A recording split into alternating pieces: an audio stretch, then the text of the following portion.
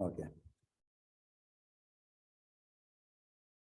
Shri Gurubhyo Namaha Hari Om Narasimha Khilajnana Matadvanta Divagaraha Jayatyamita Sugashikti Payonidhi Abhramam Bhangarahitam Majanam Vimalam Sada Ananda Tirthamatulam Bhaje Tapatrayapaham Apadamaudi Paryantam Gurunam Akratim Smare Tena Vignaha Pranashyante Siddhyantita Manorathaha Shri Gurubhyo Namaha Hari Om Hari Om Hari.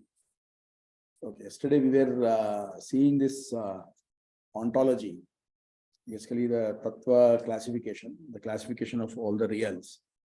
I had posted some of these questions on the Google Classroom. I guess some of you saw it, right? So let's discuss that. Before that, I will very quickly summarize the whole thing. You have at the highest level, you have Swatantra, Paratantra. Then Paratantra is further divided into something that exists, Bhava, and something that does not, that is Abhava.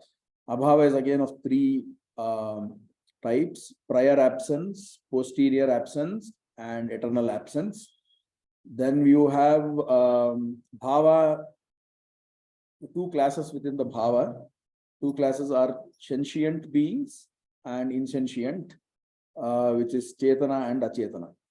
Again, within Chetana, there is Lakshmi and who is Nitya Mukta, who is never touched by misery or pain or sadness, Dukkha basically. And the other category is being tainted by misery at one point of time or the other. Further, this category has two types, one who are already liberated and another set who is yet to be liberated. The set which is liberated has, Deva, Rishi, Pitru, Chakravarti, Nara, Manushya Chakravarti and Nara, and the Amukta, the non-liberated, has two types, which is Mukti Yogya, people who are eligible for liberation and people who are not eligible for liberation. Then you have within the people who are not eligible for liberation, which is, the liberation where bliss is there. You have two types, one who are Tamo Yogyas and then Shruti Yogyas. Shruti is Samsara and Tamo Yogyas are again of four types, which is Daitya, Rakshasa, Pisacha and Manushadhama. So if you look at both of these slides here, Manushottamas are Mukti Yogyas and Manushya Madhyama is Shruti Yogya, that is Nitya Samsari, and Manushya Adhama are Tamo Yogyas. And we also talked about the Upanishad line, which says that there are more Asuras than Mukti Yogyas, basically, Devas. So one question, go back to the previous slide. So in the Mukti Yogyas, can we say that they will, once they become Muktas, they could be part of any of the five categories? Okay. I should have, or they will only be none? I should have drawn this thing more better. The five categories that are in Mukta are also there in Mukti Yogya. All right, okay. So it is like they are the whatever categories exist right now in Samsara in Mukti Yogya, the same categories will continue in Moksha also. The only thing is, see, in these are not just classes in what do you call in Moksha or in Samsara. These are species also to some extent. Okay, though Manushya Chakravarti and Manushottamas are all Manushyas. Okay, but if you have Mukti, you can have Mukti Yogya trees, you can have Mukti Yogya animals, you can have Mukti Yogya insects. Okay, so they all are classified under Manushottama. Yeah, they don't have a separate category then. Okay, so they are all classified, they are all subsumed under this one only, based on what is the minimum level of their nature of something. So there will be trees also. Yeah, there will be trees in mokshas also. When Rama says, right, whoever wants to get moksha, please come over, he will give an open invitation, and all of us were sleeping then. That is why we are here. And some trees and Pipilika, even some ants also, they responded to his call. It is primarily because their sadhana was complete, or whatever karma kshaya was there, it was almost kind of done there. So they follow him and they immediately go to some lokas where they experience bliss. It is still not moksha. The eventual moksha happens only at the end of Brahmakalpa. We will come to these things when we go to Mahabharata Tattvavada more actually. Okay. There are some birds also who can get moksha. Sampati, Jatayu, all these guys are there, right? And of course, they may be higher in Taksha, but and then you have the Devata, their vehicles. For example, Ganapati's Mushika is there, okay, or Airavata is there, right? What about them? They are also in Mukti Yogyam. They will come in one of these categories here. Okay. What about Apsara Stris? They also will come here only. Okay. They are not, I mean, see, this is the broad categorization. The thing about Apsara Stri is very important here. Okay. See, this I told you, right? It is a class of Mukti Yogya. So you shouldn't assume that all Apsaras, whoever, let's say you encounter an Apsara, it is not necessary that they are Mukti Yogya. In Ramayana, okay, Manthara is there, right? Manthara. She, in her previous birth, she would have done something and become an Apsara. And then she will go to Brahma and says, give me the tip, okay, by which I can quickly get moksha. So Brahma says, for you, moksha is possible only if you separate Hari and Lakshmi. Vishnu and Lakshmi, if you separate them, you will get moksha. So, but the point is, at that time, they are Apsaras. She is Tamo Yogya. So Apsara, that's why I said, when you meet these categories in samsara, sometimes they are actually species. Dhati. Okay. And here in this ontology, they are referred to as, it is a class that we are talking about. Based on the type of upasana that you do. Okay. So Devatas, for example, they do Yaptopasana. They are supposed to, invoke, not invoke, they are supposed to meditate upon God as being present everywhere around, in all things around, as well as in their own hearts, internally also. That is what Devatas do. Rishis, they do only internal. I mean, they also do outside, but it is predominantly internal. Manushyottamas, it is internal, but as and when it goes down, by the time it comes to Pashu or Ekagunopasakas, that's what we call them. It will be dependent predominantly on our seeing the Avatara Rupa and then feeling happy about it. And doing their sadhana through Avatara Rupas. So based on that, these 5 categories are there, and it is there both in samsara as well as in moksha. In samsara, you can have a little bit of confusion when you are reading scripture. Okay. For example, Acharya says in one place that some Rishi Putras are like Tamo Yogyas. Basically, what is there? I mean, if you want to look like a Rishi, you grow some beard and then put some this thing, and then you can brand yourself as Rishi. And like Ram Rahim. Ram Rahim, or I mean, you don't know. But anyway, but the point is that he says that in Gita Tatvarya that there are some people who are Tamo Yogyas, Rishi Putras also. And on the other hand, Niruti is there. Niruti, you know who is Niruti? Yeah, he is the Abhimani Devata for Southwest, Nairutya, Ghatotkacha. Ghatotkacha and Durmukha, that is his avatara in Ramayana. So the point is that he is branded as Rakshasa because he is born in Rakshasa Yoni, but he is a Mukti Yogya. So exactly, Prahlada is the other type. Are you guys able to hear me? Hello? Yes, we are able to hear. Yeah, very clear. Okay, thank you. I think I'll switch on my video also if I am not done. Okay. So this is one, and so you may have a little bit of overlap, right? I mean, not overlap, I would say there are some exception cases kind of thing, right? For example, Nahusha is there, right? He was temporarily given the position of Indra. He is actually a Karmaja Devata only. He's a 19th place thing. But because of his extra punya or whatever it is, let's say he sat on that throne for some 1 minute. At that time, you shouldn't say how can, people are going across this spectrum kind of thing. These classes are permanent. They are inherent to that particular jiva. Okay. And Saptarshi is there, for example, right? You have Vishwamitra, Vasishtha. These people are, though they are so-called rishis, they are higher than some of these devatas. Okay. So what you see in the rest of the scripture, okay, may have a little bit of, differences. But this is what is the eventual categorization in the moksha, because this is more based on their capability or their samarthya or yogyata. And what you see in the scripture elsewhere is based on, the species in which they are born. Species is the wrong word. It is more like the yoni or the jati in which they are born. Okay. For example, you have Naga as a jati over there. Okay. And yeah. Let's go to the next one, which is Achetana, right? We covered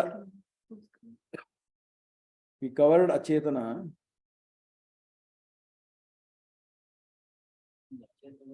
Achetana means Jada. Okay. Matter. So Achetana has again 3 types there. Anything, something that is eternal. There is only one element in that set, which is Veda. Okay. So Veda does not have any change in the Swara, Varna, nothing. Okay. The text is coming through many, not just this Brahmakalpa or the last Brahmakalpa. From in past infinite time, it has been there same way. That is why, and it will remain the same way, which is why it is Nitya. Anitya, we all know, right? The most of the objects that we see in the world are Anitya only. Okay. So why Veda needs to be dependent on Vishnu? For example, if it is Bhagavata Purana, then it has been written like number 4, it is obviously Parakam. So Veda, anyway, it is not. I will answer this question after the next slide. Because your question, I will repeat the question that he has. His question is, why are you saying Veda or even Jada for that matter? Why should we even limit it to Veda? Why should any other substance here, correct? Which is Anadi. Which is not just Anadi, which is Jada. Why should it depend on Vishnu? See, I depend on, for example, food to sustain myself. That dependency is understandable. Okay. But this laptop does not depend on me. This laptop does not depend on me. That board is there. It will remain like that forever.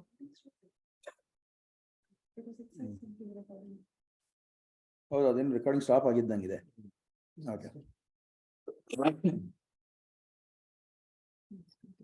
Okay. Yeah. The is it recording? So then the other one is Nitya. This is interesting category.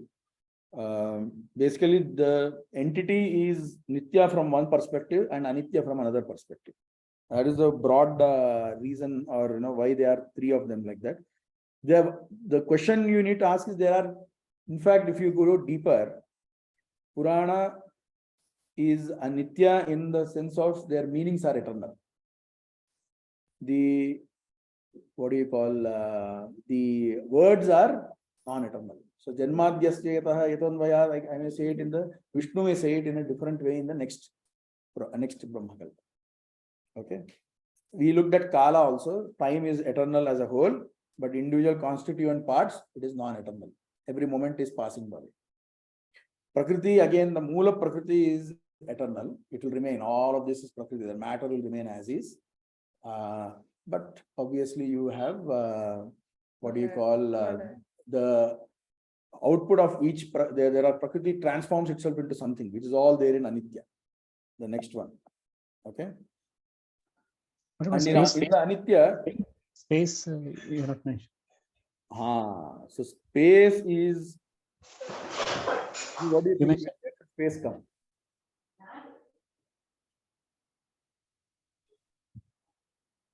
So I will come to that point here. Okay. Here, space has been talked about there are 2 types of spaces that are accepted in our Siddhanta. Okay.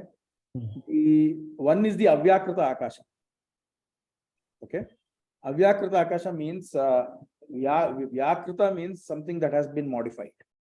Okay. Avyakrita is unmodifiable space. So basically the notion of space that you have in your mind, right, by which enables movement, right? I can, even if I am congenitally blind, even if I am deaf, even if I don't have any senses, I know I can move around, right? And that, so without depending on any senses, there is a notion of space that is available to us. And we know that, that is fundamental for movement per se. This notion or, this entity is called Avyakrita Akash. You know that, for example, let's say people keep saying that, this, I don't know how many of you understand physics here, at least contemporary, they say, space-time is there. If the Big Bang started, both the space-time itself. Or, that the universe is expanding, they will say. Universe is expanding into what? What is expanding on universe? Okay. So where is it expanding into? There should be something outside that. So my way of putting that would be, why did you get that question in the first place? Right? Because you have a notion of space where there is one universe and that is expanding over there. Correct? That space which exists even beyond the Brahmanda, the universe, is your Avyakrita Akasha. Okay, it will be there everywhere. The space on that, there is a typical example that is given, right, to talk about space that affects us. Okay, if you, for example, they say that if light passes through a very massive object like sun, it bends. Okay, eventually they say that, the space-time curvature itself is like that, because of which light goes like that. It is not like, otherwise light goes in straight lines, but because of the nature of space-time curvature, it will seem curved, but that is the shortest path on that curvature is what people say, the physicists say. Okay. Now, this space-time curvature that is there around all these huge, massive bodies, that space is what truly impacts us. That time is what truly impacts us. Which is why you have things like, twin brother paradox and things like that. Do you guys know about the twin brother paradox? So let's say there are two twins who are born together, obviously, and one goes on a trip and then comes back.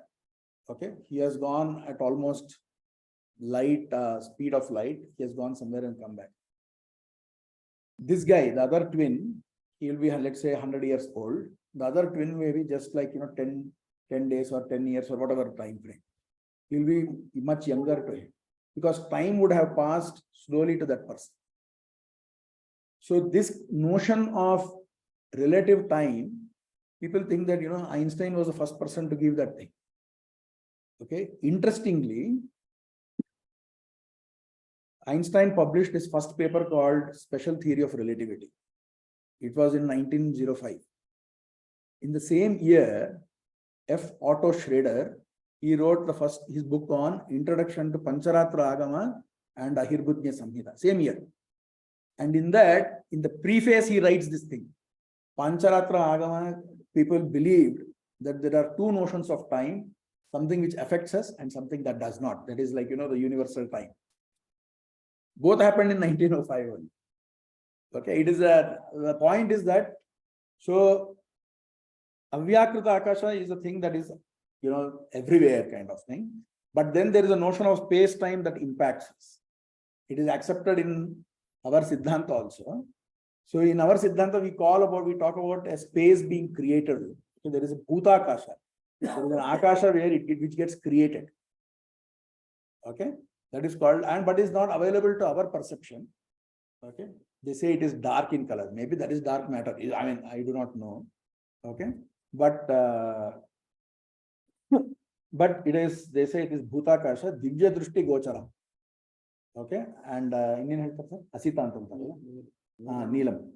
It is dark in color and it is not available to human perception, but it is there. And Ganapati is the Abhimani Devita for that. So that impacts our events here. Okay, so if you want to do a rough mapping, there is no what do you call, Yeah. there is no clear mapping between that and this, but if you want to do it, okay, then Bhutakasha maps to your space-time curvature. Okay, so that Bhutakasha is part, what do you call, is considered here under the Asamsrushta category. Okay, and Why is that Anitya? because it is created. Bhutakasha is created. Space-time curvature is also created. If yeah, as and when the sun moves, the space-time curvature changes. Okay, that is according to physics. But here also there are places where Bhutakasha can change. Avyakrita Akasha, I feel that it should be in this one, what do you call, Nitya category only. Because Veda is called Kutasthavata. Kuta means Akasha only. So this includes Akasha is what I believe. Avyakrita Akasha. Huh? Gita also says that. Tika says that. Huh? I didn't see that. Right. This is Veda when it says it is both the Akasha is there, as well as Avyakrita Akasha is there, and the Varnas, individual Akara, the Varna. For us, Varna is also Nitya. You didn't cover that. Oh, that will come in the next subsequent sessions. Varna is the individual letter, the 51 letters that are there, right? It is called Varna. Okay, you may know, you may have other Varnas, what do you call, in other languages, but these 51 are eternal. Okay, why do you think they are eternal? You will have a lot of argument for this also in Vishnu Tattva Nirnaya. I'll give the briefest thing there. Basically, when I say Agni, right? I have created this sequence of this, let's say, Agani, right? Aga, N, and Na, and E. But this is same as whatever previously somebody else told Agni. When they said Agni, it is the same that I'm using. There are two components there. One is the phoneme and another one is the morpheme, basically, right? One is the Varna, which is that thing. And then there is my intonation or my modulation, my sound that is going in over. This part, the Akara part is constant, is Nitya. And my sound part is Anitya. So that's why when I'm speaking, that sound comes in and then it dies off after a while. That sound propagates through medium and all those things is one thing. But what it manifests, Akara, is Aga, Na, E, is they are all constant only. They are not getting created. If you accept that they are created, then you cannot have any, linguistic transaction. You cannot have any language at all. You will say whatever Agni you spoke is different from whatever Agni I spoke. But that doesn't happen, no? Correct. The word and its meaning has to remain constant. Otherwise, no linguistic commerce is possible. No. It can be derived from Anityatva of Veda also, right? Anityatva. Nityatva of Veda.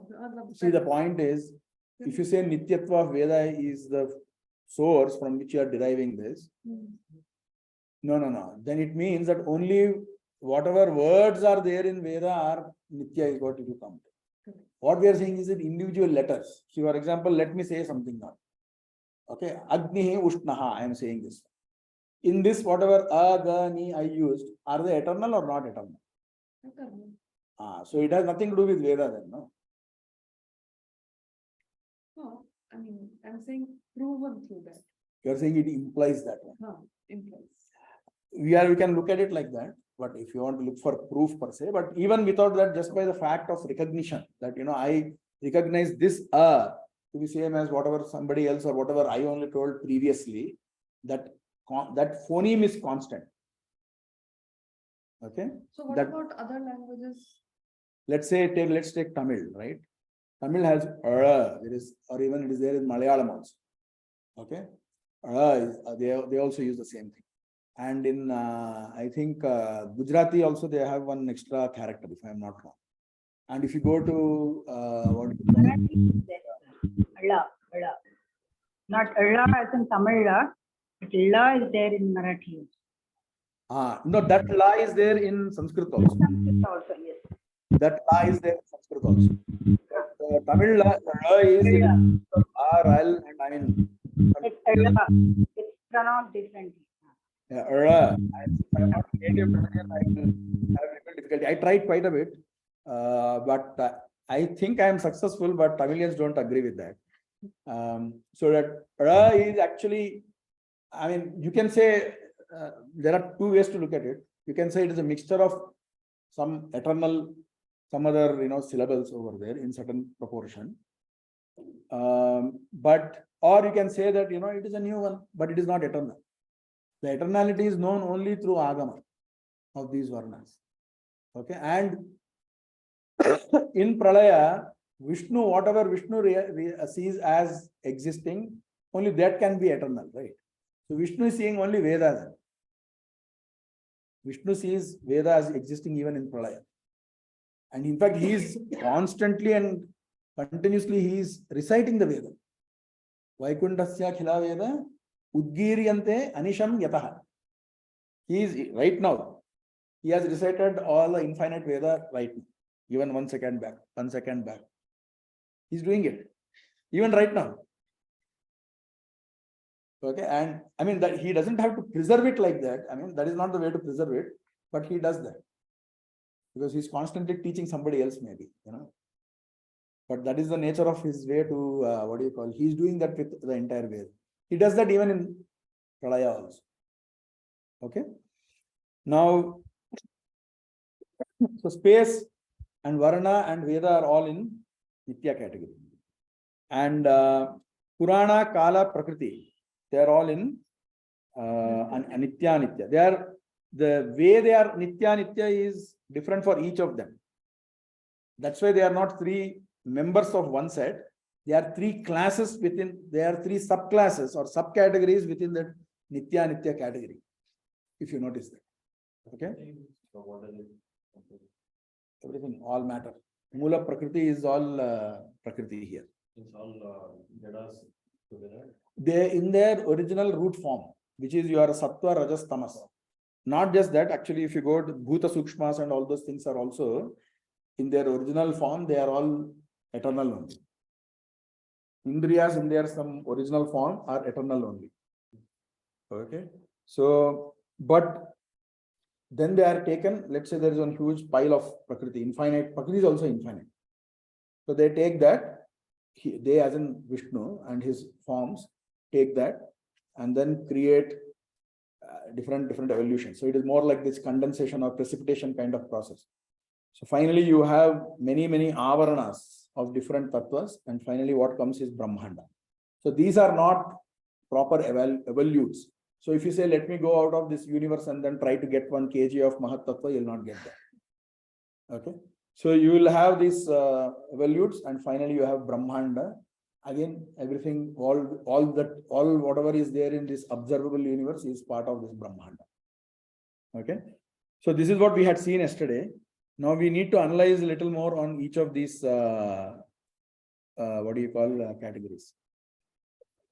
First question I had was, what does Tattva mean? And ನೀವೇನೋ ಹೇಳಿದ್ರಿ ಹೇಳಿ.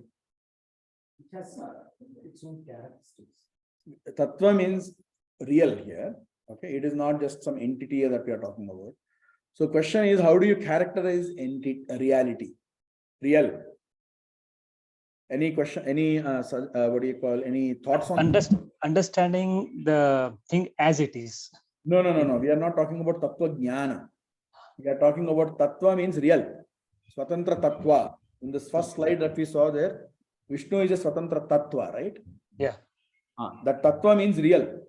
Yeah. Okay. What does real mean? Artha. Sorry? Artha. Shabda Artha. So that is Padartha. Okay. I can have. Be abstract also, right? No, 1 minute. I can have, for example, take this word called Shashavishana, which means hairs of the horns. Or take this thing called as Vandhya Putra. Vandhya means a person who does not have any biological children. Vandhya Putra.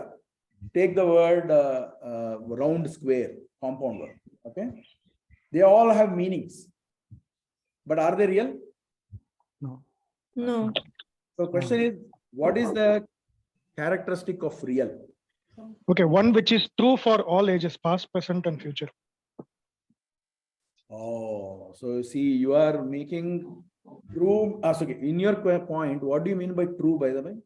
And why should it be true at all times? For example, my happiness was there. I was happy some 5 minutes back. Now I am not happy. That happiness, is that true or not true? Is that real or not real?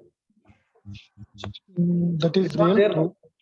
Yeah, it is not there now. So when it's perceived either through pratyaksha or any pramana. So that snake also is perceived through pratyaksha. The typical analogy that is given, where you perceive. So at that time it was real only, no, for me. This is what we had talked about some time back. Is your reality defined by whatever I see at any point of time, or will you evaluate, will you analyze and then say, okay, whatever I saw was not real, but whatever I am seeing is real. So is reality based on what you feel at that time versus what you analyze and then come to a conclusion? Final conclusion. Sorry? After Yeah, go ahead. analysis. After analysis. After analysis only. That's what I told is the difference between Advaitins or many other people who start with philosophy. They say, it is real for you, it is real for me, for the dreamer it is real. They'll say all of that, but that is not, that way you can make even an illusion as real. Then there is nothing like real or unreal at all. Then there is no point talking about it. Okay? Yeah. Tattva is what After- is. Huh? Tattva is what is. What? Isness. No, but that is true for rope and snake. That illusory rope also. No? It also is. No, that is not there in reality, but it is just. 1 minute. When you say it is there in reality, you are kind of. It is not there in real. Okay, 1 minute. It is not there in reality when you say that. In reality means what? In the Jagat. So, Okay. What do you mean by In fact, what does fact mean? I will tell you what in today's world, what philosophers of when they talk about morals, ethics, whatever Western philosophers they say, okay, it is justified true belief. Okay, don't accept it. Okay, just listen to what they are saying. Justified or justifiable true belief is real. That's what they claim. Okay. Any ideas here? What you are saying something about? No, that is pramana.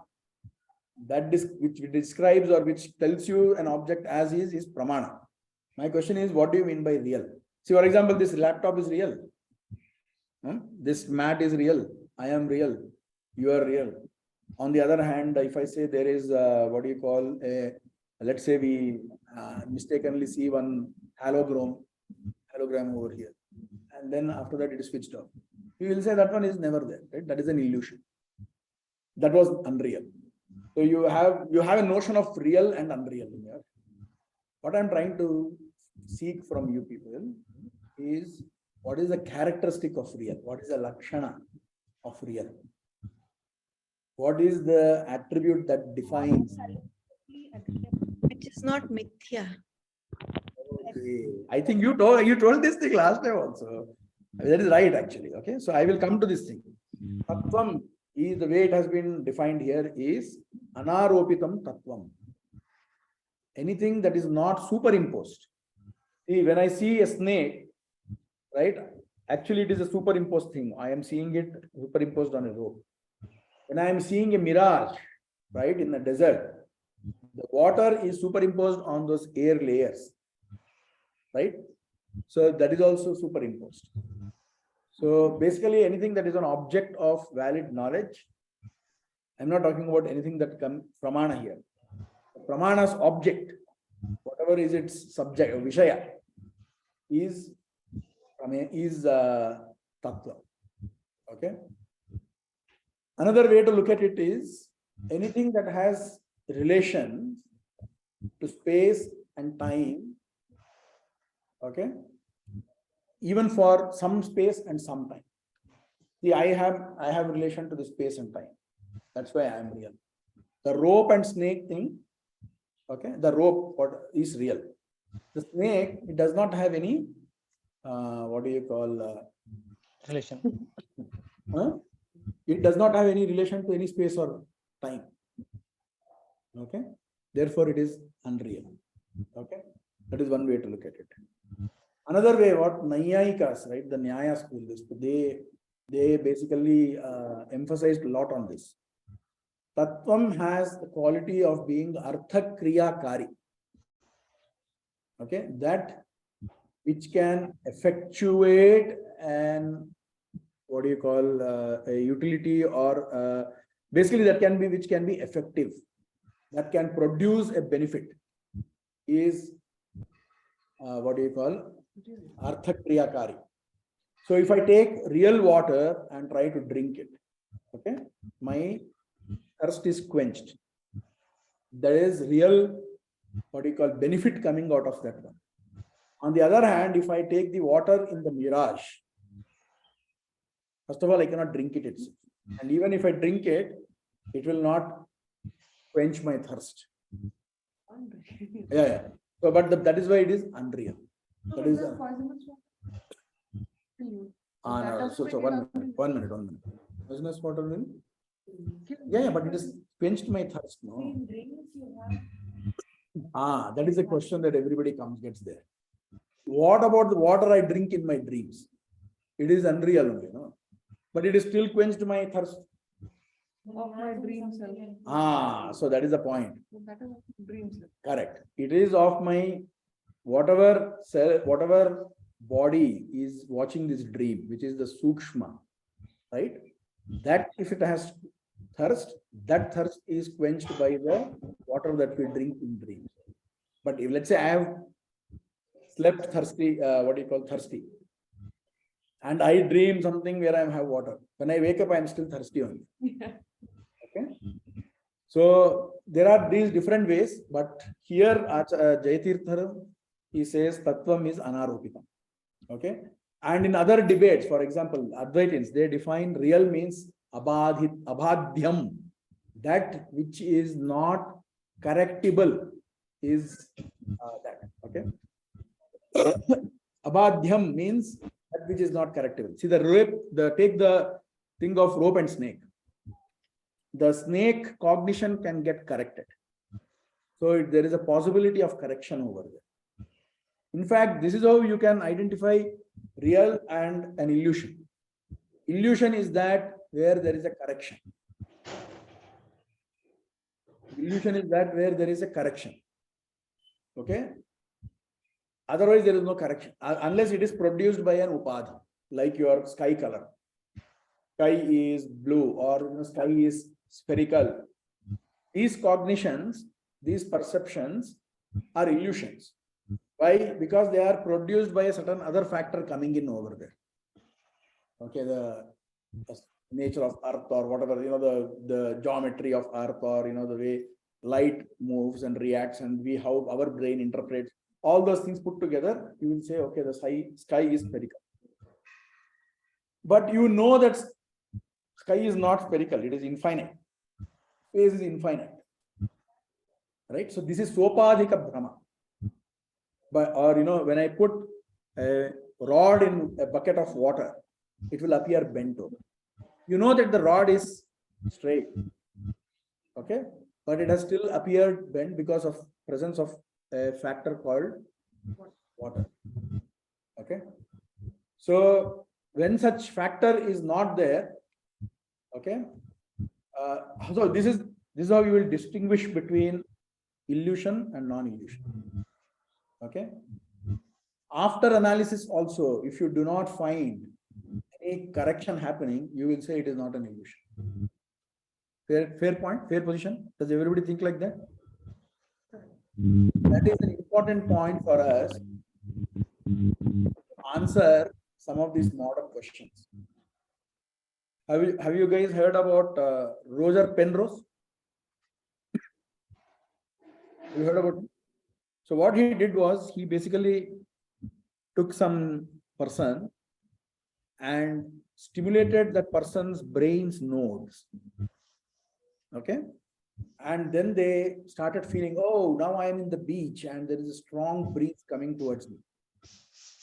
Okay. They even smell things at that time because your different nodes on the brain are activated. Okay. So many people started having questions. Is this universe some other person's simulation like that one? Or you have seen video games. Let's take more modern example. Yeah. Is this whole universe in some other person's video game? We are all trying to solve these problems of Sakshi, Pramana and all those things, but we are just characters in another person's video game. Is it like that? All of that, or it is a long-standing dream. Okay, your dreams, for example, our sleep, it is there for like whatever number of hours, right? Not more than 8 hours or whatever it is there, right? But let's take Muchukunda, he slept for many yugas also. Okay, maybe someday we will all wake up and say, all of that was a dream. So these are all the different positions which try to portray everything around us as an illusion. There was an English movie, Inception. Dream, inside dream, inside dream, inside dream. Yes. Okay. I've seen that. The point is, how do you know? We are all talking all these things, but unless we know for sure that it is real, it is like, we need to counter that, right? So for that, the answer from our side is this one. The characteristic of an illusion is corrective knowledge. I know something as an illusion only posterior, only after post facto. And then I know there is correction happening. This, whatever I thought is not there. Okay. We do not have any evidence of long-standing dreams or anything like that. So that possibility does not cut the argument. Okay. Because you can have the exact opposite possibility also. You may also say that, okay, there is never, how long will you wait before you say that, okay, this was never a dream? Okay. So the point is the characteristic of an illusion, and dreams are not illusions, by the way. That is another problem. We'll come to that also later. Okay. I have touched upon this briefly before, but dream is also not an illusion. Sorry? Somebody is speaking. I think one of you need to mute yourself, I guess. No. I was just trying to say that small children and we see a magic show. That time we are not aware that a rabbit cannot come out of a hat. But then when we grow up, we realize, oh, it's an illusion. It is not. It's really not possible to bring a rabbit out of a hat. So that at that time we get the knowledge that okay, it is just some trick of the eye that they're trying to do. Correct. That's not happening for us in this world. No, we are not. So unless there is correction knowledge, there is no point in doubting, maybe it is an illusion, maybe it's an illusion, maybe it's an illusion kind of thing. And let's accept that you don't want to wait till some correction happens. You do all your analysis till then. And after that analysis also, pariksha, you don't find any reason to doubt the illusion, close the case and say, yeah, it is not an illusion. Why keep it hanging? So the reason for bringing this question out is to tell that, there are many of these baseless possibilities that are, that are discussed in the world, in today's world, especially to undermine the reality of this world. Do not fall for those discussions. Do not fall for those possibilities. Your Sakshi is telling you that you are sitting here right now. You are not in anybody's dream. You are not unreal. Okay, time is real. All of that is, there is a lot of real data that is being fed to you every instant. So rely on that and do not fall for any theory which says that this world is unreal, or maybe it will be proven to be unreal in future. Maybe it is somebody's simulation. Nothing of that sort. All of them do not stand to logical scrutiny. If you analyze, you will say, the characteristic of an illusion is not here. Right? So even the person who went to the, whose brain nodes were activated or stimulated, once they come out of that thing, they will say, yeah, I never went there. I was sitting here in this lab. Right? So their illusion also has an end point. Okay. So which it's not just end point, there is a correction after that. So you need an end point and a correction. If there is neither of them, then there is no point in you keep on wondering whether it is real, unreal. That is all wrong. Okay, that is the idea here. Let's go to the next question. What does Swatantra mean?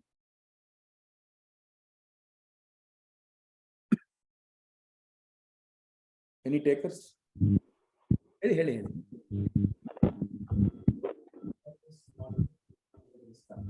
You are putting it the other way. When who is not in anybody's control. See, that one is it in my control right now. That one. Is it Swatantra?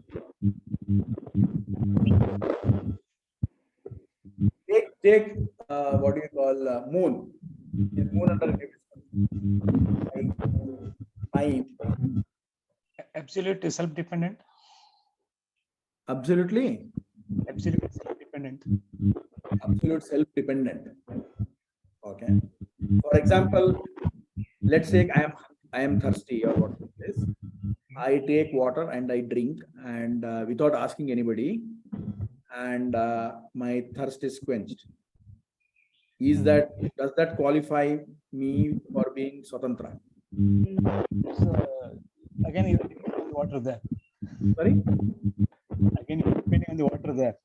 So here, absolute means, he's not depending on anybody.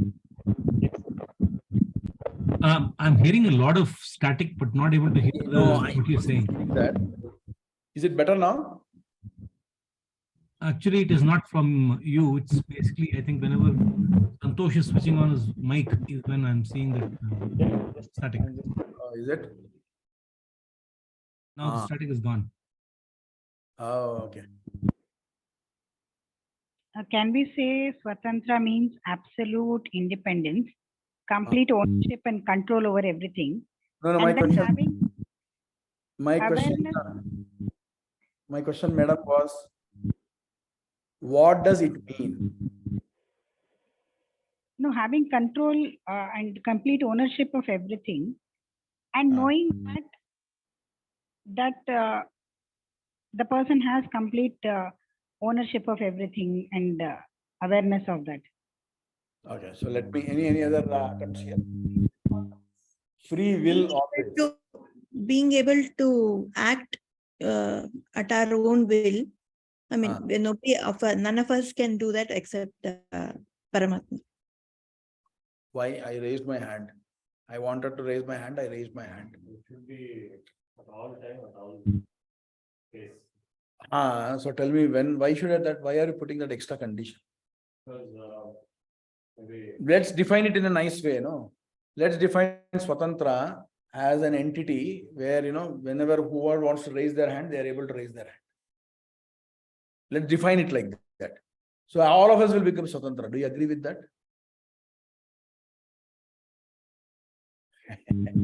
No. You're able to do all things at your own will. Sorry? You're able to do all things at your own will, which only Paramatma can do. No, don't come to Paramatma right now. I am trying to understand why you are not Swatantra. Because we cannot do all things at our own will. No, so you brought all things into the definition. That's why you are saying Paramatma, right? I'm saying let's not bring all things into this definition. Let's restrict it to raising my hand. Yeah, then you're restricted to that one thing to define yourself. So what is wrong with that?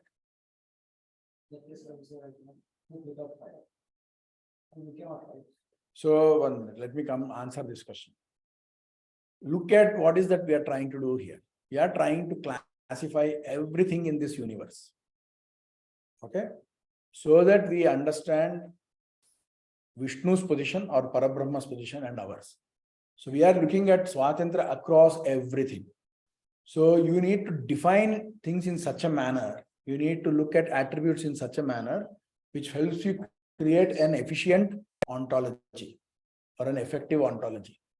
So for example, if I create an ontology which says, all brown objects, all black objects, all white objects, so on and so forth, or colorless objects, it is useless ontology. So we looked at Swatantra, and which is independence and dependence at a high level. So there is no point trying to give a narrow definition of raising my hand kind of thing. So all your points are valid there. Doing everything, whatever you want to do, you should be able to do. Okay. Same thing you mentioned, not being in one's control. Correct. So are we Swatantra or Aswatantra?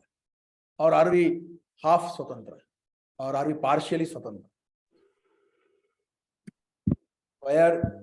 Be honest in this thing. You don't have to, align to Madhva philosophy or anything like that. Our point is that if you analyze your own experience, you will arrive at Madhva philosophy without any force.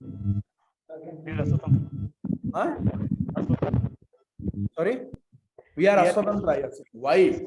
I told no, I want to raise my hand. It is partial. That much Swatantra I have, right? Create my body. Sorry, what's that? I didn't create my body. I didn't create my body. Okay. Then what else is there? We have come back to take this ontology per se. Okay. In that case, we definitely are No, I'll put it differently. So since we have partial Swatantra, I will say let's create 3 categories. Swatantra, partial Swatantra, and then Aswatantra. If we again go back to the classic, no, take the same thing. I will not be able to do everything. Agreed. Okay. Let there be Swatantra for that. That is Vishnu. Agreed. Yes. Usko close karte hain. What about myself? Everybody experiences oneself to be Swatantra also, no? There also you are limited to your own capability. Limited is there, okay? Limited Swatantra, let's accept. Let's say there is another category called limited Swatantra. No,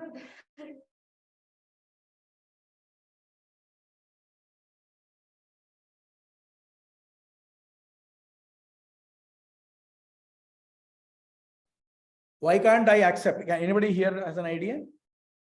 No, Why because does limited? Why can't I say limited itself we will means have for a the third second category part called of it. limited Swatantra? If it is limited, it means for the other part of it you are dependent. No, so it is like self-contradictory to say limited Swatantriya. Very good. Super. Any other ideas here? Limited Swatantra and partial Swatantra are both one and the same. Agreed. My point is that we can have 3 categories then, no? Yes, we can. And the third category, Jada belongs to the third category. No. Why Jada? We'll come to Jada later. Maybe we should put 4. Okay, which is where Swatantra, Aswatantra doesn't matter at all. Okay. But what purpose does it serve to have the other category? To have something saying that No, partial see, my Swatantra. point is that this, okay, let me come to this one. Okay. This is the first slide that we talked about, this one, right? So here I have put 2 of them at the topmost level, Swatantra, Paratantra. I am saying let's create third one, Swatantra, Paratantra, limited or partial Swatantra. This is absolute Swatantra, Purna Swatantra. Agreed. Another one, let's have Apurna Swatantra. What is wrong with that? It will still come under the Yes. Paratantra only, no? Yes. Even if it's third. No, but let's make another one then. One which is absolute Paratantra, another one which is partially Paratantra and partially Swatantra. It has no meaning. No, but it is related, it is relatable to our experience, right? How? I don't see any relation there. We experience ourselves to be limited in our independence. For example, I want to raise my hand, I can raise my hand. But if I want to raise my house and then shift it, I cannot do that. So I have independence in raising my hand. I have dependence in raising my house. or whatever it is, right? I have some dependence there. So we all say, Acha, that much I can do, I cannot do anything after that. It is given to us in experience, right? That we have partial, what do you call, I can do independent, I have independence in some things, I can exercise my will and execute something, in some cases, and in some cases I cannot do it. So why not have a third category called partial Swatantra and partial Paratantra? It's one and the same, right? Either you are absolutely Swatantra, or either you are Swatantra or you are Paratantra. No, why? Let's point here is, okay, see what does this Paratantra have an element of Swatantra is a question. Do you accept partial Swatantra is the point here. So let me answer this one before we go further. I mean, in the interest of time, I will cover this thing. Okay, but you people need to do a lot of rumination on this. Okay, you need to contemplate and figure out what is this thing here, right?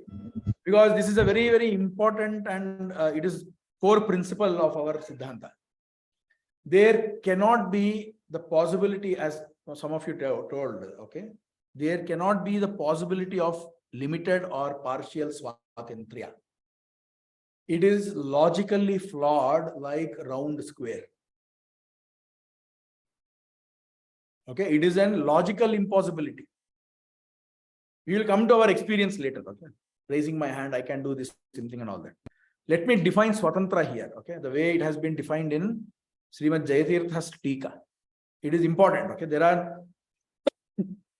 The thing is that in Acharya's works, he talks about Swatantra in some 3-4 places. 4 places. Okay, in different works he gives different this thing. Okay, Tikacharya has taken. I hope all of you know Sri Jayatirtha. It is important to know him and worship him, right? He basically says that Swarupa Pramiti Pravritti Satta Traividhye, okay, Para Anapekshatvam Swatantram. In these 3 matters, 3 aspects, okay, there is dependence on another person. One is Swarupa, okay. I'll come. Swarupa is a tougher thing to explain, so I will come to that point a little later. Pramiti, for me to know that there exists this laptop, Vishnu should approve. Okay, Vishnu should approve something like, okay, let Krishna know at 5:15 on this so-and-so date that there exists a laptop in front of him. Then I will get to know. That is Pramiti. Pramiti means all my knowledge. Okay. Pravritti means volitive action. Do you understand this word volitive action? See, let's say I push a ball. Okay. When I push a ball, the ball also has an action. Okay. But when I, for example, let's say do Achman, or let's say I'm cooking rice, I also do some action. What is the difference between these 2 actions? The ball movement versus my movement. I know that I'm doing the action. No, yes. I not only that, it is on my will. There is my will is pushing it, the ball, and the ball does not have any will. When I am cooking or when I am talking, my will is also part of that action. That is called volitive action. Okay.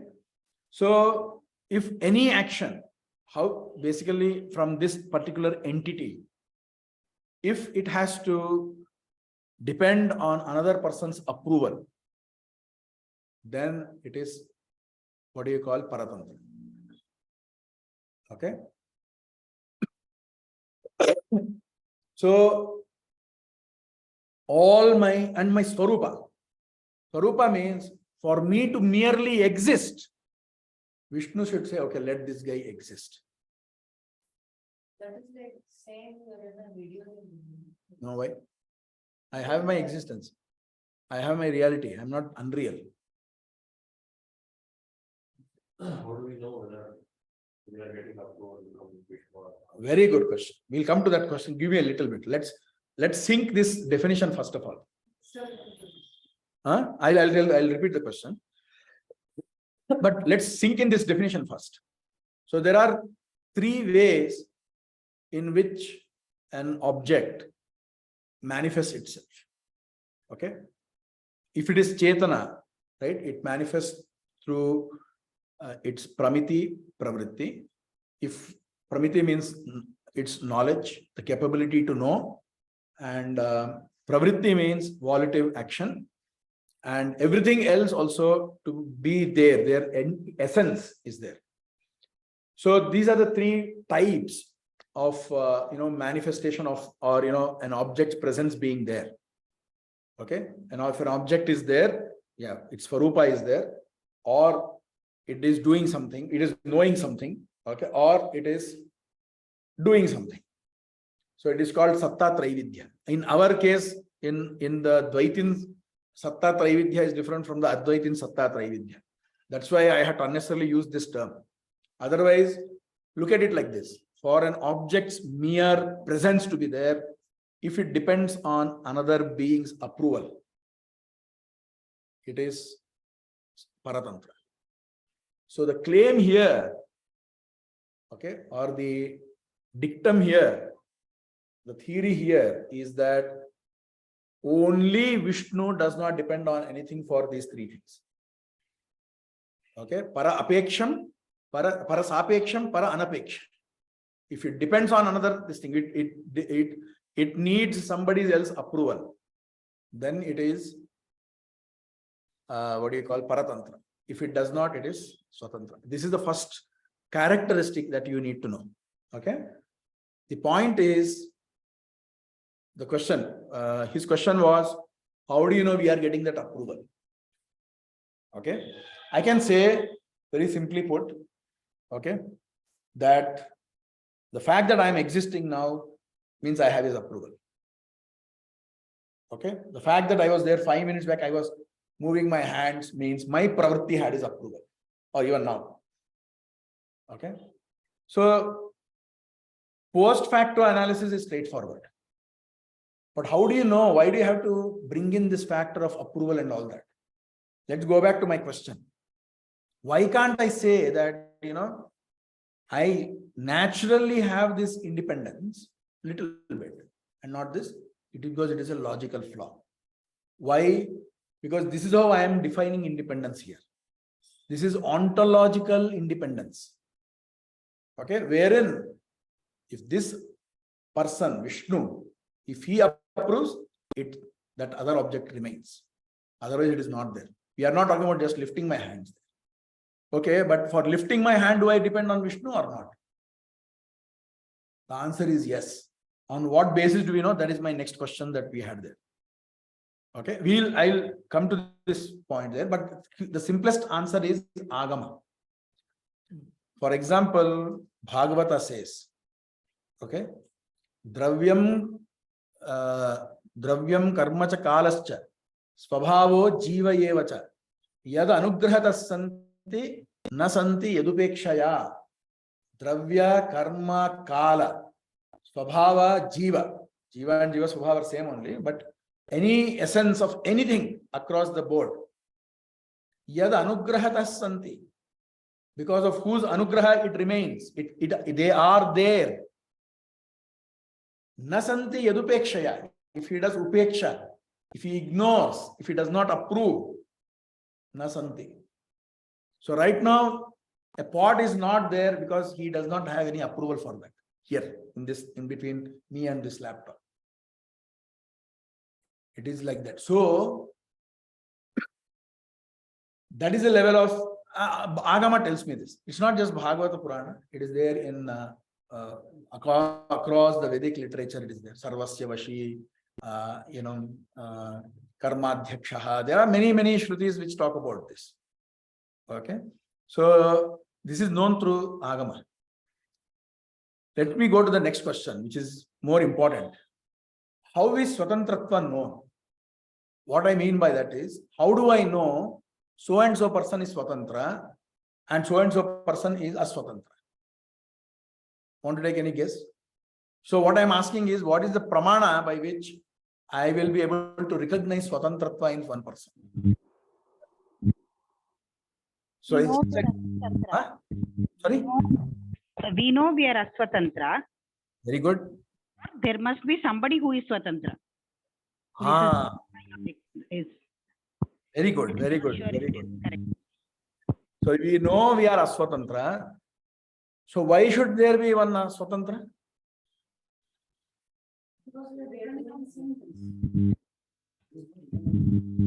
Because it is Because it is happening. I mean, we are here, so this reality. so what? and, So what? We could have been Swatantra if there was no other person. It's like in Vadasha Sutra they say, right?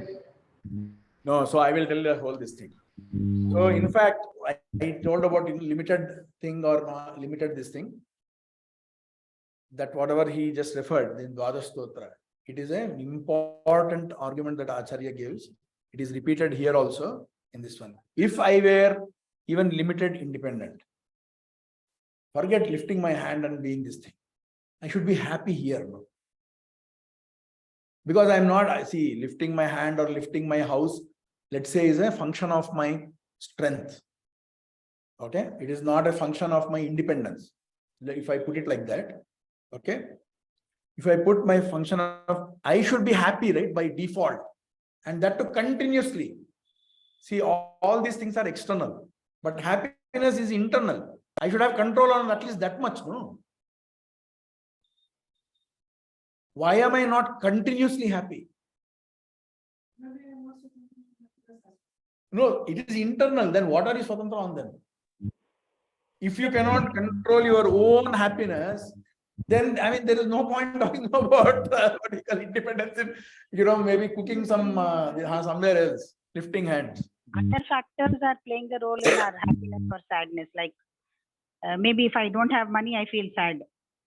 No, that is fine. My question is, if you are Swatantra, you should be able to control that also, no?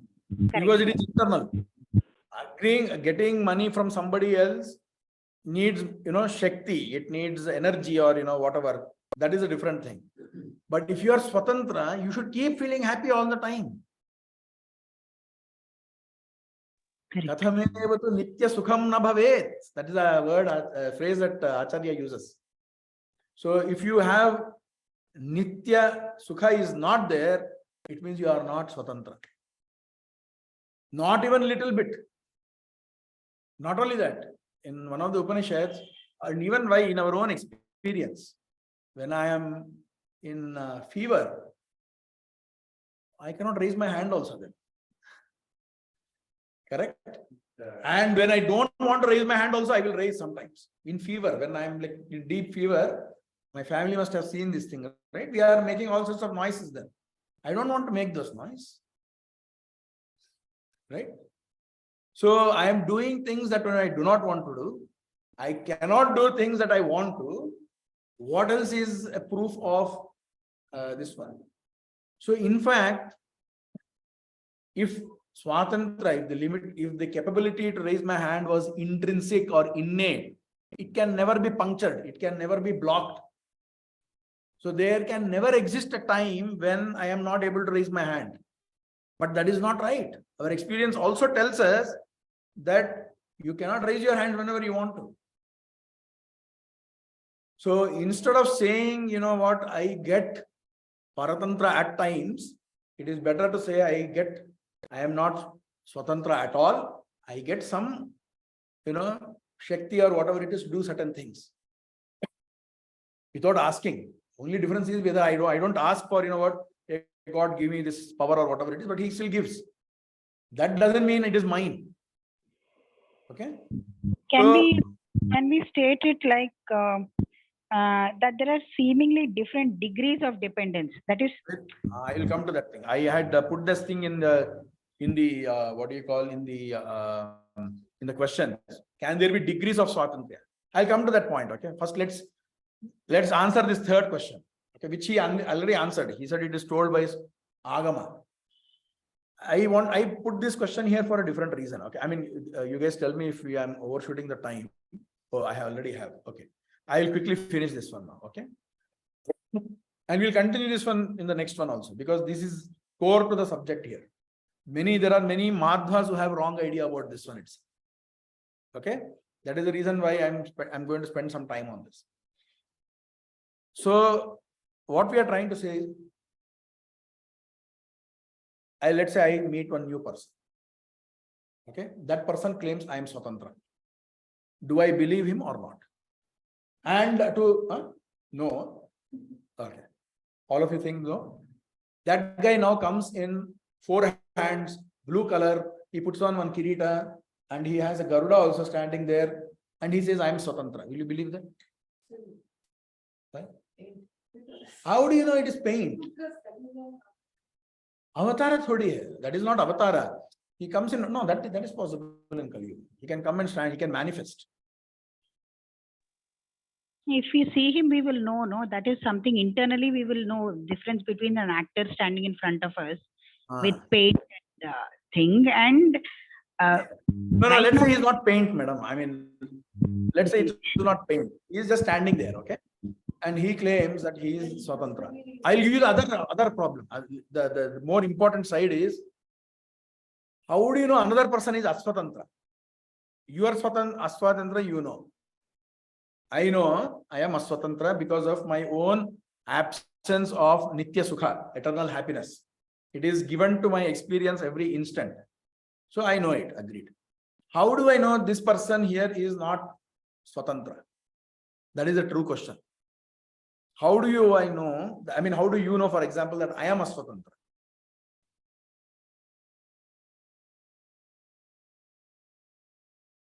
This is an important question. How do I know? How do you know you are not Vishnu? I am not Vishnu. Because we have not seen God. Because we have not seen God. How is? No, why? I have opened my video. You can see me. I am God. I claim that. On what basis will you reject me? No, my question is not about how do you detect Swatantra. Okay, I've changed my question slightly bit. Right? Okay. How do you know another person is Aswatantra? Because you're made up of the Panchabhuta body. No, let's say you meet somebody on a video call. Let's say you have met somebody on a video call, like many people here on this call itself. How do you know that I am made up of Panchabhutas? And by the way, Rama, Krishna, let's say they are sitting here beside me. Their body will also look alike only. They will also look like with hands and head and all those things. They may look, they will definitely look more handsome and, powerful and charismatic and all those things, right? But they will look like me also, no? So the point is, what I'm trying to drive here is, we generally think if the other person exhibits any flaws, he is Aswatantra. If that person shows limitedness, okay, then that person is Aswatantra. Okay? It is important to know this one. So the guy here, look, if I don't serve him food, he will get angry. Very clear indication of Aswatantra, no? So we have these rules in our head and we say that is how I understand Aswatantra in others. But the thing is, if Vishnu wants, he can also behave like that.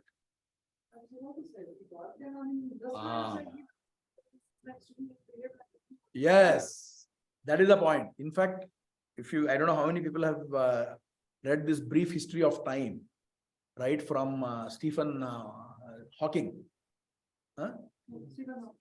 He says this thing, if there were a universal consciousness, maybe it will reveal to us whenever it wants to reveal. Okay? So, I cannot determine Aswatantra just from Pratyaksha. That is the point I was trying to make. I cannot determine another person to be Aswatantra because there are flaws in him. Okay? It has to come from Agama only. Agama tells Vishnu is Swatantra. So even if he is acting with with flaws, I know that it is acting. And anybody who is not Vishnu is not acting, it is real. It is a real state. So Vishnu, for example, when Sita is lost, lots of tears are there. For us, whenever tears are there, it means there is sadness in the mind. But Agama tells me Vishnu is Swatantra. And logic tells us that if somebody is independent, they will be Gunapurna and there won't be any doshas. I have not covered this point yet. Okay. But this implication, Swatantratvat Gunapurna, Swatantratvat Nirdoshtaha. Because he is Swatantra, he is Gunapurna. If I am truly, absolutely independent, nothing stops me from being infinitely happy. All the time. Correct? Same thing. If I am truly independent, nothing stops me from being infinitely resplendent all the time. If I am truly infinitely, absolute sovereign, independent, nothing stops me from being infinitely knowledgeable, being a Sarvajna. And if I had any flaw, let's say, I am suicidal, I want to kill myself. If I am absolutely independent, that flaw will also vanish. So absolute independence implies, I'm not saying causes. There's a difference between causation and implication. Absolute sovereign independence implies Gunapurna and Doshadura. Okay, Acharya says this thing in Mahabharata. It's such a wonderful idea that he gives. If you are truly independent, okay, not just Nitya Sukha, it is Ananta Sukha you will have. The Shruti says this thing. Okay? Yadi esha akasha anando nasyat kohanyap pranat kohanyat koh pranyat yadi esha anando nasyat yadi esha akasha anando nasyat. If this Akasha means Akasha Namaka Vishnu, if he was not blissful, who else would have instigated both internally and externally this entire world? So this, whatever you see in this world, whatever instigation or whatever, propelling that you are seeing here is a proof that he is infinitely happy. If he is not infinitely happy, he will be trying to cover that thing up, right? Why will he spend time on the world? Okay, so that is the logic that Upanishad itself gives. So if there is absolute independence, it will mean Gunapurnata, which means infinite gunas, because nothing stops you. You are the only Swatantra being out there. Okay, but it doesn't mean that there was a time when he did not have guna and then he later obtained. I'm not saying that. I'm just trying to give this argument so that you understand the implication. A implies B does not mean A caused B. Okay. So if one person is absolutely sovereign, independent, Swarupa Pramiti Pravritti Pana Anapekshaha, then that person will be Gunapurna, that person will not have any doshas. But if you take the reverse, if there is dosha, then it is Aswatantra, is generally okay. But you should be cautious about applying this to cases where Vishnu himself is doing the drama. So Rama may basically, when he shows lots of these tears, it is not like he has become dependent then. This is another implication. If a person is independent, that person will never want to become dependent. That person will never want to have flaws in them. Okay? That person will never want to get flaws in them, because wanting or even entertaining the possibility of getting a flaw is itself a flaw. And just as we saw a little back, if independent, there is no flaw. That is why, have you guys heard about can God create a rock that he cannot lift and all those things? Have you heard about that? That is a logical impossibility. But he will not do that. Let's say, can God kill himself? He asked that question. What is your answer? Heli. Can God kill himself? If he's eternal, how can he kill himself? He is eternal. He has been infinite past. He is there. My question is, can he kill himself or not? If he wants to, yes. If he wants to. Now that is half of the answer. So the answer is capability. Samarthya is there, but the ichcha, the sankalpa is not there. Because that ichcha or the sankalpa is a flaw. And he, by being independent, it implies that he is flawless, and therefore he does not have any flaw. Which means that he will not do anything that will undo his nature, that will bring flaw into his nature. Okay? That is the other implication. Okay?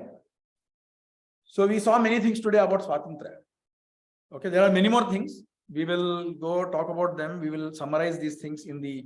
I had prepared one more slide, but I think I want to show it only after we finish this discussion on Swatantra.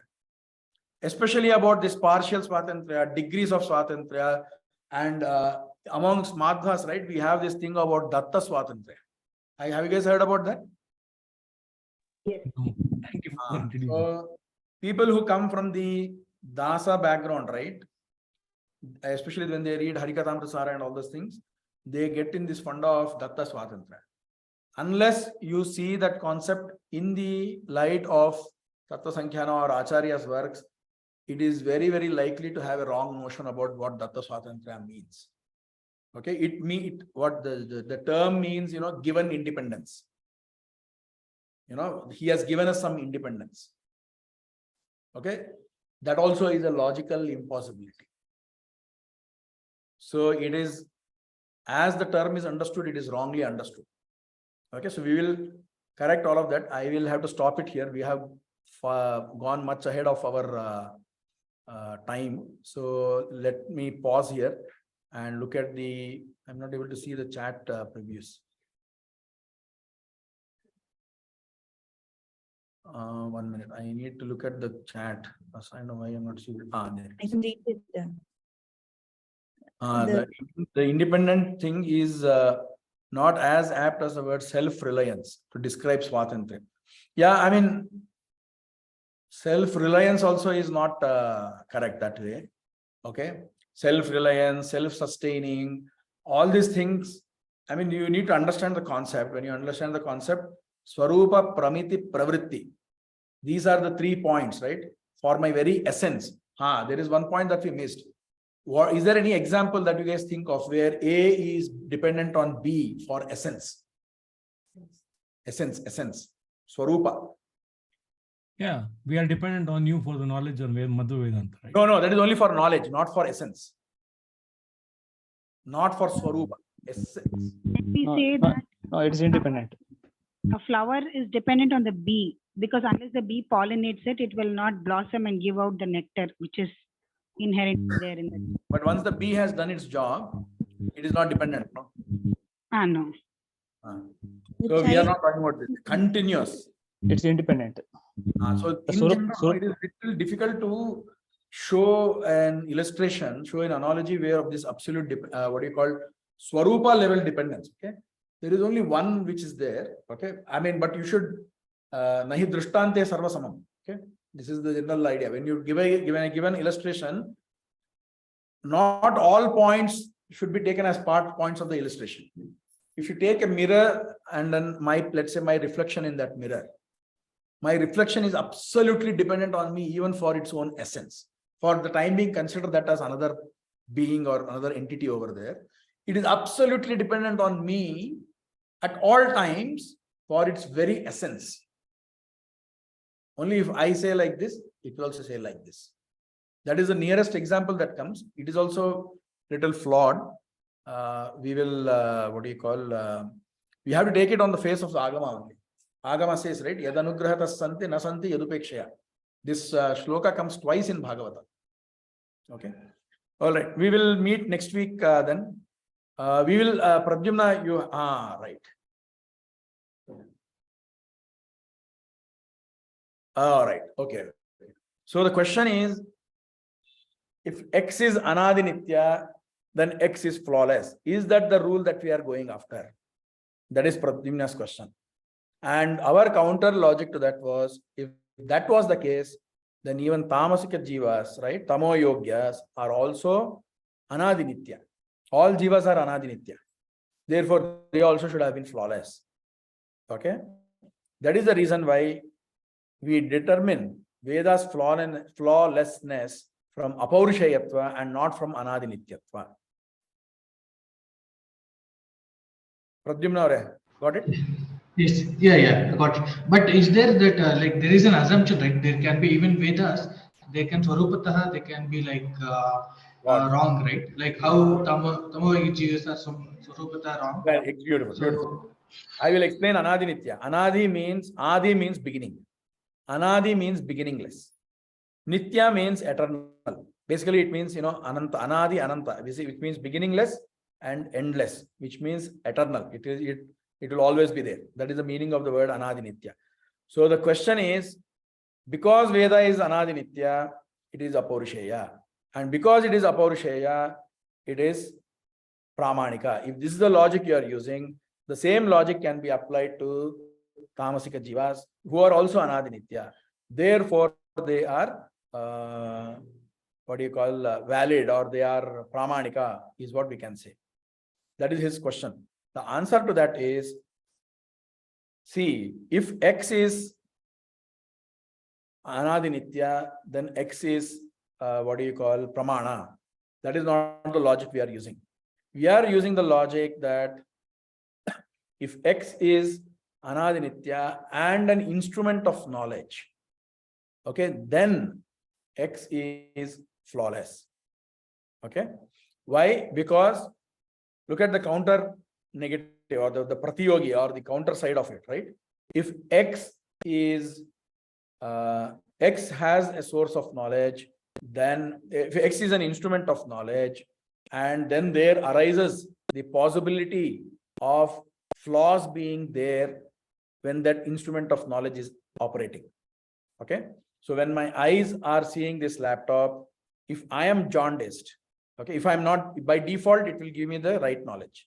The instrument of knowledge is by default capable of producing correct knowledge.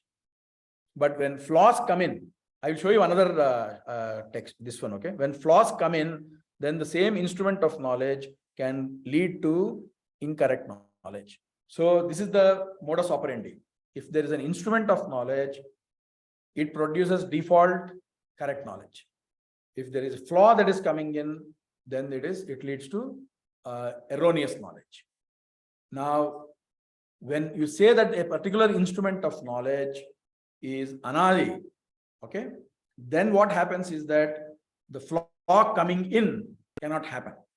Therefore, it is therefore it is valid at all times. It is Pramana.